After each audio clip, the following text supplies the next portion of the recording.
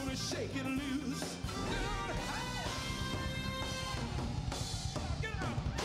People all over the world, come on, join hands. Well, that's one of Las Vegas's great families. It's the Turner family, and I don't mean Kathleen Turner. Earl and Aaron Turner. And that was for all those who've been here, not even as long as I have, partially as long as I have. That's Earl Turner. You know him from multiple strip properties for a lot of years in Las Vegas, and now there's a second generation. There's now a major dance star, I understand, Aaron Turner, who was a runner-up on You Think You Can Dance. Yeah. Right? And that was a great experience. Yeah. Now, as you grow up, you've watched your dad, you know, dancing and singing and acting too, right? Yeah. Your whole life. Obviously, that was an inspiration. Oh, right? yeah. You got to dance in your house, right? Yeah, of course. I think that's how it all started. He told me that I would be dancing around the house when I was much younger, and then I wasn't very good, so they decided they were going to put me into some classes, and you know, they started a little plan, and sure enough, before I knew it, I grew up, and I was loving it. I was loving all of the arts, dancing, singing, everything that he was doing. It was rough, Ed. It was rough. Now, when you say he wasn't very good, I mean, is that he just being It was modest, just- or you saw some talent there? Yeah, oh, absolutely. But you know, I mean, it's a kid dancing, and he was really taking himself seriously. Okay, I mean, he really knew he was doing the Michael Jackson. He loved Michael Jackson. Michael Jackson's videos, you know, put him to sleep and woke him up and this, that, and the other. So he was very serious about this dance thing. And his mother and I looked at each other and said, "There's no way we're going to let him keep doing that, whatever that is he's doing." No, because gotta change. Yeah, normally it's the opposite. Normally, you know, you look at your kid dancing. They all, oh, this is my kid. He's great. You know, all the parents think he's great. Exactly. You know, but you're a pro. I Yeah, mean, my dad, he's pretty particular, you know, he likes to keep it honest. Yeah. So is that hard? I mean, is your dad, you know, judgmental? No, not at all. And critical? he's never been, you know, the type of father either that tried to push me in a direction. You know, he never said that when I was going to grow up I was going to perform or be on stage or do anything that he did. He always kind of let me find my own path, and I just ended up following him because, you know, he led a great example, and I liked, you know, I enjoyed watching him on stage. I enjoyed everything he was capable of doing. So I admired that, and I eventually wanted to emulate it myself. So no, he never was, I don't think he ever suspected that I was going to end up doing the same thing that he was doing, because none of my brothers and sisters ever did. Right. You know, you hope. I mean, you kind of hope that it happens. You do? Yeah, Oftentimes entertainers that have children don't want them to get into the entertainment business. I think that, you know, underlying you do, you know, you hope that they kind of gravitate to it and find their way. But ultimately, it has to be a passion for them. And I've seen so many young people that have done things over the years growing up, whether it be gymnastics or music or, you know, or dance or whatever, and they get burned out. They literally get burned out. And I think that happened to Aaron for a brief time with dance as well, to where he, you know. Yeah, when I started college, I had nothing to do with dance. I completely stopped dancing. I stopped teaching, and I didn't want my degree to represent dance at all. I would have preferred a Bachelor of Science or, you know, something different, because I mean, he's right. I did get a little bit. It's hard work. Yeah, and there's not always a lot of return when you're doing something of the arts, you know, directly. So it comes much later. And how did what is your background in dance? And did you grow up in a family that danced and had those talents? No. My sisters made fun of me. Yeah, oh, please, they were like, no, you shouldn't be doing that. Actually, the dance became a necessity in the performance. I always played music. I played my guitar. Right. I always wanted to be a musician. That's what I wanted to do. But eventually, it evolved into this performer. And, you know, dancing was just, you know, something to do in between the times I was singing. You know, it was like, you better move, okay? So that just gradually happened. But no, as far as formal training like what he's had, I only wish I had had the opportunities to study, you know, and train like he has. Yeah. More formally. Oh, yeah, absolutely. And this is a video of, it's the two of you. right? You're what, 10 years old there? Yeah, I'm about 10. And you're performing together. Yeah, Yeah, you it's look one like of a the little first Michael Jackson there. I mean, I'm trying. I'm really going for it right now. About to give you everything I got. Yeah, you're changing the game. Yeah. Go ahead. Yeah, that's the moonwalk. Oh, I Oh, that take was it a little down. something. Take it up a notch. Here we go. I've gotten a lot better. I've gotten Yeah. a lot better at that move specifically. Yes. That was all my tricks right there. I pulled it all out of the bag. That was it. Well, one time. Yeah. This is Aaron Turner in the It must be a thrill though to. Is it a greater thrill for you to have your son dancing, or for you to have your father dancing with you? I mean, I think it goes both ways. There's been so Yeah. many times where I've seen, or I've been to a show, or I've seen my dad do something where I'm, particularly proud of, and watching what he's capable of, And I'm his biggest fan. I mean, I am so in awe of him. It's like I can't believe that he's doing what he's doing, and yet it was the most natural thing in the world for him to do. So when people talk to me about Aaron, I'm not really surprised that he's done what he's done, because it's always been a part of who he was since he was 10 years old.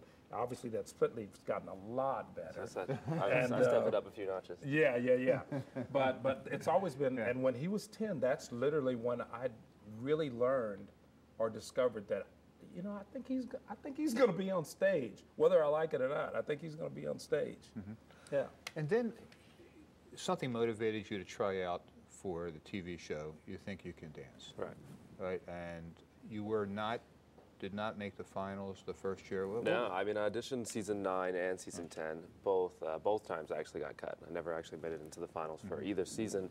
Honestly, the reason that I auditioned was primarily to get my family, my mom and dad, and my students, and my associates that I worked with at the dance studio off my back, because they were like He was pushing you, parents pushing? I mean, probably since season 1, because actually the people that were on like the first few seasons were people I used to compete against.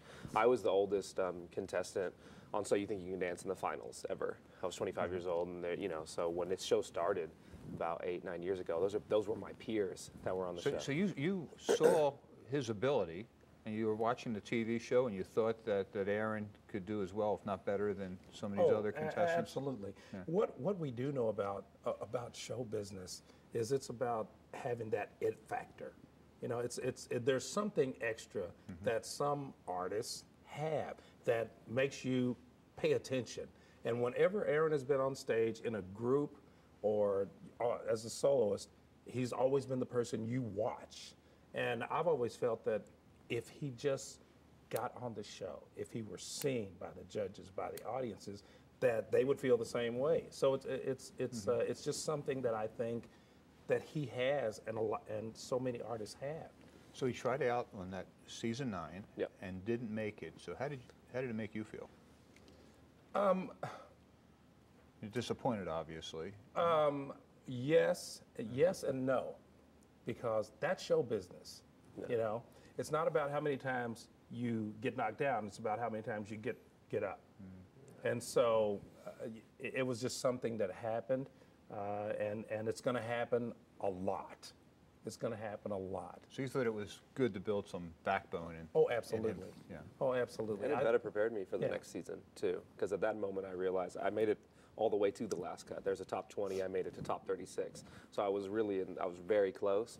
And at that moment, I realized that was when I started to believe that I actually could be on the show. Right. And prior to that, the reason I didn't want to audition is because I felt as though I wouldn't. So what did you do between season 9 and season 10? Because you came back in season 10 and competed and got in kind of like as a substitute, I guess, Yes, right? I did. I was an alternate. In between the two times, I started training. I went and started taking class again, and I started, trying to prepare myself because I kind of had a head start. I knew what the show was going to require, so I started taking classes again. And I started, meeting with people, and I took up Pilates, and I did a bunch of other things in order to prepare myself for what was getting ready to come. Because season 9, I was hesitant, so I didn't really give my 110%. But when the next year came around, I knew I was going to be ready. Now, I think I have some video of you at the Smith Center. That's actually with the studio that I was talking That's with about. the studio. Yes, that's yeah, where but I work. Okay, but it shows you dancing, right? Yeah, I did one of my solos.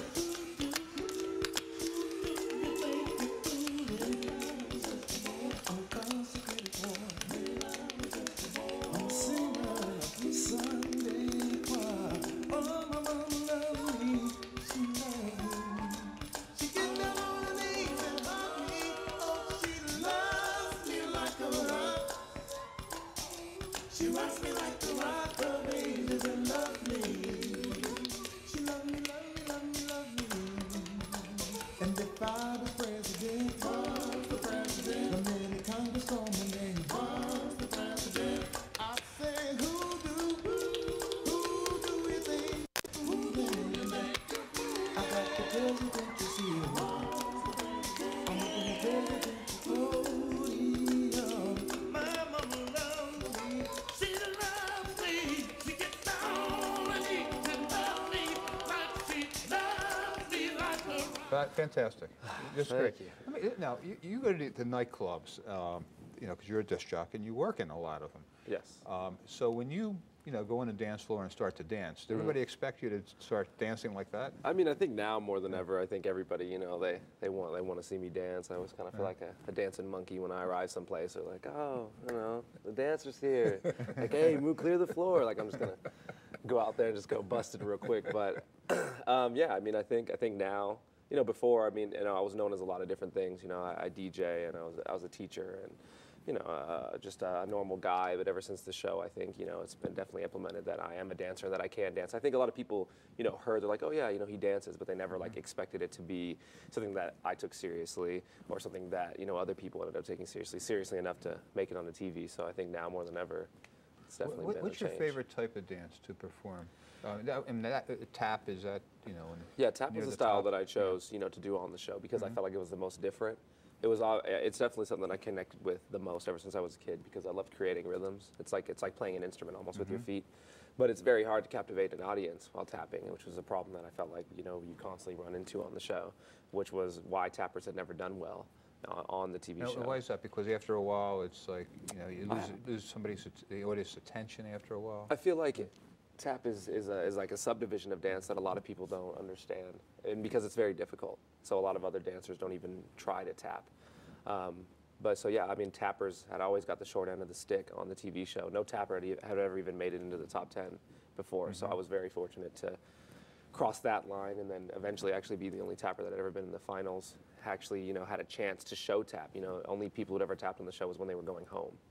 And so to me, tap was always the most important style because it lacked, you know, it lacked the true representation. But other than tap, I also really loved to perform hip hop, you know, just because of, you know, it's obviously the type of music that I listen to and all those And things. what you've but grown up with. Yeah, I've just grown up with it and Yeah. I feel most comfortable with it outside of that. But tap is kind of like my secret weapon. You know, it's always amazing to me when you watch dancers, even when you watch backup dancers to a performer like, you know, Beyonce or Lady Gaga or whoever, that how do you not lose your breath? You know, while you're dancing? It's amazing to me that particularly people who sing and dance at the same time. Yeah, that's very unless, assuming you're not lip singing, Right. then it's just astounding to me that you can put all that kind of energy and physical, you know, effort into something and still, you know, There's a be lot of able to sing. endurance and stamina training, definitely, especially when singing and dancing at the same time. Is there a trick to that, Earl? In your breathing, between how you keep your breath under control so you can still sing and dance at the same time? You just know when to stop and when to start, but there's really no trick to it. It's interesting, there are a lot of instruments that you can play, wind instruments, that you can actually perform circular breathing, where you can continue to hold a note. You've seen performers do that, where they hold a note for forever because they're able to breathe, inhale, and exhale at the same time. Vocally, you can't do that. It's impossible. So with vocals, you just have to know when's a good time to move and when's a good time not to move. Yeah, to take a breath. Right, and wasn't it different? Don't you sing from, you know, kind of down here and but when you're you try. preserving your breath while you're dancing, Exactly. is that a different type of breathing? You know, you really don't think about it. It's really it's something that's really you're not conscious of doing per se. You don't, you know, as you're moving, say, I got to hold my breath for this or that or the other. It's just something that happens instinctively. But like with dance, it's an endurance thing. And if you don't do it, you know, consistently, right, you won't be able to get through it. you won't be able to do it. You won't be able to do it. There's no way. You have to be really fit. Yeah. All right, so now it's season 10. Yes. You're an alternate. By a little bit of luck, you Yep. get into, you know, somebody got Someone ill got or injured. something. One of the guys got injured. So prior you to moved starting into that rehearsals. slot. Yep. Okay, now you got to be nervous, right?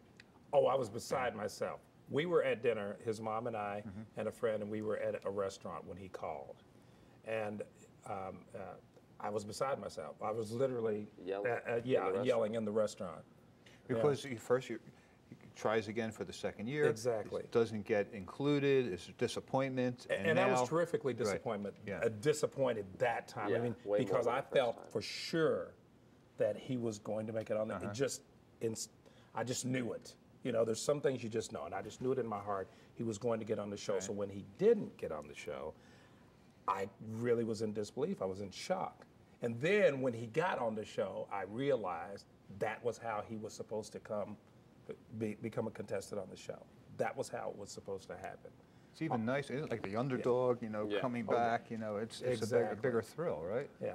Yeah, it was definitely a big thrill for me, without question. Yeah.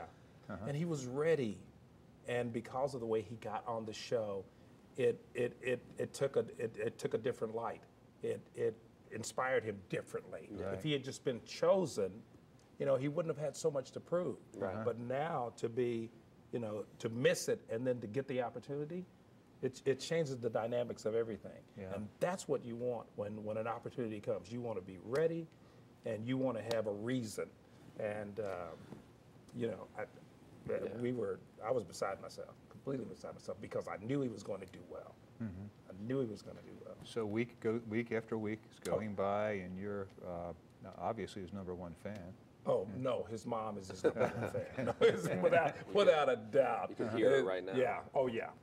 His mom is his I would say that I'm Aaron's talent or but his mom's his heart.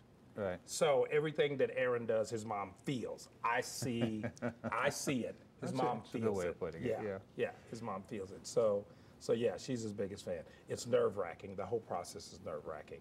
It's nerve-wracking. It's so much work. My mom was always more nervous than me. Oh yeah. When I would be backstage. What do you do to not to be nervous prior to performing? There was a while there that I actually didn't get nervous when I was getting ready to do, you know, like regular shows or performances. You know, I would be able to calm myself down and just know that this was what I was supposed to do. But starting with the TV show, knowing that live audience, it was live, and that you're being judged each time, and then you're adjudicated afterwards. I really did start getting nervous again. I would always, I'm like a stickler about, I'm like OCD about what it is that I have to do before I go on stage. And it's like, I really have to go through my dance in its entirety. And so I kind of like sit there and I go through it in my mind and I imagine myself doing it well. So you visualize, a lot of visualization. I have to visualize and I get up and I do it. I have to always complete it. It has to be like a full circle. And then once I've done it correctly, I don't think about it again. Like that's just the way I always try to prepare myself. Once I've done it in my head, sun up and done it, and I was okay with it, I don't do it again. I try not to think. I try to think about anything else other than it before I actually go on stage. And does that work for you also, Earl, when you perform? No. I mean, all entertainers have a routine before they go on. You know.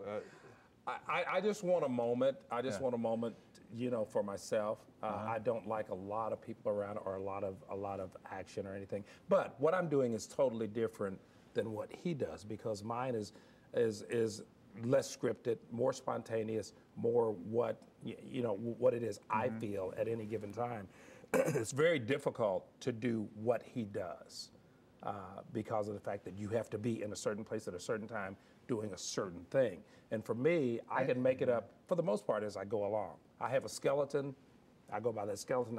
I stay in that groove, but I can modify it, you know, at any time or change it at any time. And you had to give a peak performance when you're called upon to demonstrate a dance.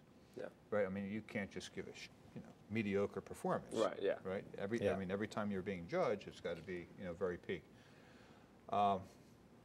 Before I forget, I need to mention to our audience that you're going to be at the Suncoast. Yes. It's a Valentine's Day special. It's a love thing. It's a love fest. Oh, what a night. Yeah.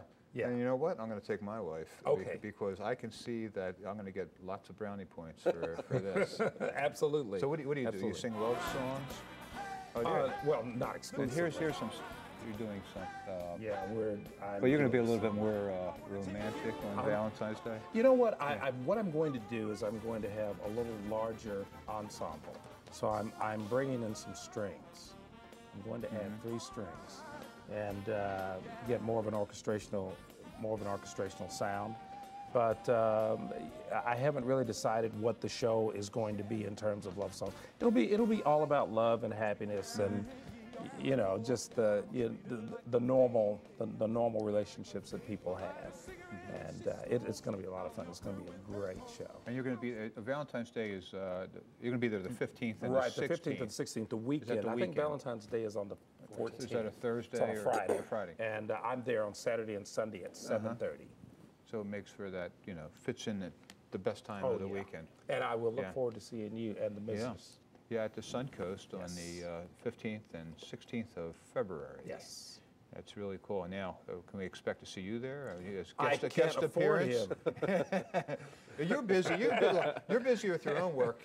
You're doing this really disc jockey busy. thing. Yeah, Okay, I'm DJing in town. Now, it's amazing to me, people my age, they look at, people, disc jockeys on the strip today, and they're thinking, my God, how are they become so famous? How did they become so demanding phenomenon. such incredible sums of money to just, spin some music? Yeah. Right. What is the answer to that? I wish I knew the answer. It kind of took everything by storm. The marketability and the music and the culture and everything that it represented. Right. Las Vegas is literally a perfect home for that too. I mean, the nightlife that never sleeps. Right. All these beautiful venues and casinos and the type of money that people can spend.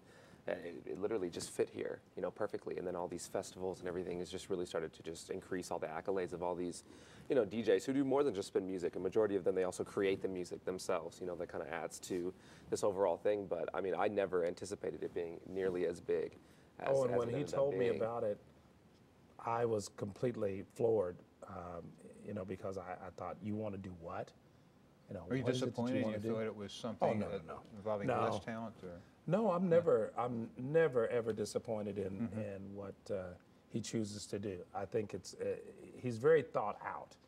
He's very processed. Like he said, he's slightly OCD, and that's very, very true. So what I have learned is how to understand what his thought processes are, because he really takes a lot of time.